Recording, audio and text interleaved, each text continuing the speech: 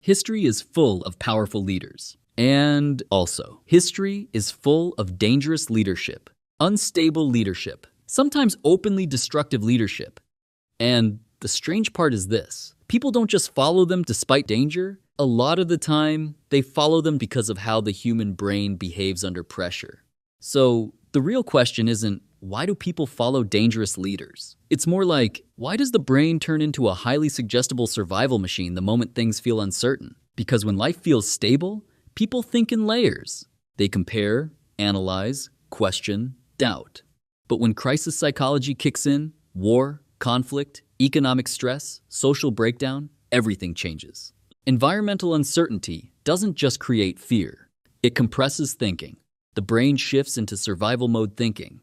And in survival mode, complexity feels like a threat. So the mind starts aggressively searching for something simpler. That's where cognitive simplicity bias shows up. Not as a choice, but as a shortcut. Complex explanations feel exhausting. Simple explanations feel like relief, even if they're wrong, especially if they're emotionally satisfying. And that's where powerful leaders enter the system. They don't necessarily win because they're correct. They win because they reduce mental load. They say things like, "This is the problem. This is the enemy. This is the solution." No hesitation, no ambiguity, just certainty signaling. And in chaotic environments, certainty feels like safety. So the brain reacts with something like, finally, someone knows what's going on, even if nothing they're saying is actually verified. This is where psychology of leadership becomes less about truth and more about perception, because follower psychology is heavily influenced by emotional state, not just logic. And fear-based decision-making is one of the strongest distortions of judgment we have. When fear increases, reduced critical thinking follows almost automatically. The prefrontal cortex slows down. Emotional reasoning takes over. Now, decisions aren't based on, is this accurate? They become based on, does this reduce my fear right now? And leaders who understand this intentionally or not can become extremely influential.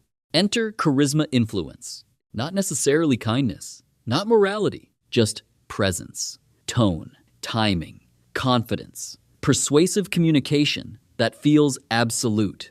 The leader doesn't need to be right. They just need to sound emotionally stabilizing, because confidence perception is often mistaken for competence. The louder and more certain someone sounds, the more the brain assumes they must be correct. This is the confidence versus competence illusion in action. And once that illusion forms, everything else builds on top of it. Now add social influence into the mix. Humans are not purely independent thinkers.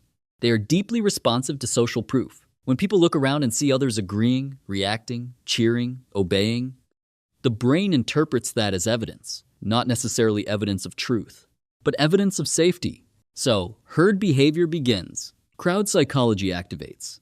And suddenly, decisions are no longer individual, they are synchronized. Behavioral copying spreads quietly. One person follows, then 10, then 100. And social validation loops reinforce the pattern, because every visible supporter becomes proof that the leader is valid, even if none of them independently evaluated the situation. This is where conformity bias takes over. Not because people lack intelligence, but because fear of exclusion is powerful. Nobody wants to be the outsider questioning the crowd. So, silence becomes a strategy. And silence under authority slowly strengthens authority itself. This is obedience psychology at scale. Now the leader isn't just a person anymore. They become an authority influence structure. And authority escalation effect kicks in. The more power they accumulate, the less people feel safe questioning them. Criticism starts feeling risky. Doubt starts feeling like betrayal. And questioning becomes socially expensive. At the same time, leaders often strengthen their position using psychological triggers of influence. They simplify reality further. They repeat messages. They use emotional manipulation, sometimes intentional, sometimes instinctive. They frame problems as existential. They create urgency. They reduce nuance. And then they introduce the most powerful psychological switch, the us versus them mindset. This activates tribal psychology, because deep down, humans are still wired for group survival. Group identity formation is one of the strongest instincts we have. So once the leader defines us equals safe, good, pure, them equals threat, chaos, enemy, the brain doesn't evaluate it like a political claim anymore. It evaluates it like a survival instruction. In-group versus out-group dynamics take over reasoning. Now, disagreement isn't just disagreement. It feels like danger. And this is where mass influence psychology becomes extremely strong. Because social pressure dynamics reinforce emotional alignment more than factual accuracy. Even skeptical individuals begin adjusting their behavior to avoid conflict, rejection, or isolation. That's fear of exclusion in action. And it's one of the strongest silent forces in human behavior. Now layer in social validation loops again, because they don't stop, they amplify.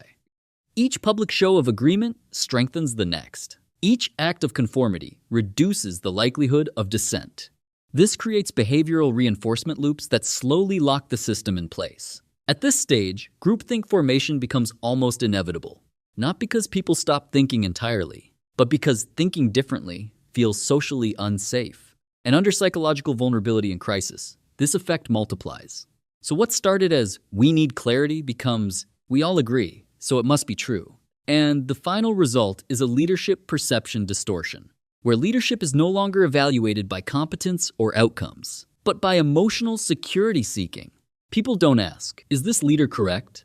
They ask, "Does this leader make me feel safe, included, and certain?" And that's how dangerous leadership becomes sustainable. Not through pure force, not through pure deception, but through deeply human instincts. Fear, belonging, certainty, identity, and survival-based social behavior. So, people don't follow dangerous leaders because they are irrational. They follow because in moments of uncertainty, the brain prefers a confident story over a complicated truth. And once you understand that, you start seeing how fragile and predictable mass influence actually is. Because at the core, it's not about leadership alone. It's about how human political psychology reacts when reality stops feeling stable. And yeah, that's the uncomfortable part. If you like this content, do us a favor, like, subscribe, and share. It really helps more than people think.